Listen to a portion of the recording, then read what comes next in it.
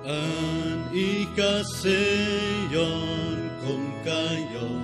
lahang nitongit kan mirulawe dakabon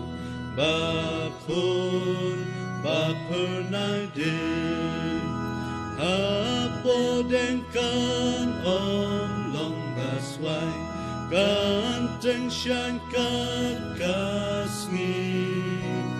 kan kukahok ukris ukrai unong bakle jongi kadai ki jem jading ona Shia tahiban bot ya kani aingan shas ngau ha kashi tâm ngam benon ai bon ngan ya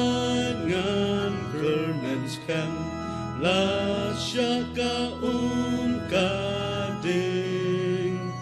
hakabakut jim man shem ya lai klem jing ting yu nong pen tong en photo ai ka jing shai hari klam ka ding bakular hi utrai nan sin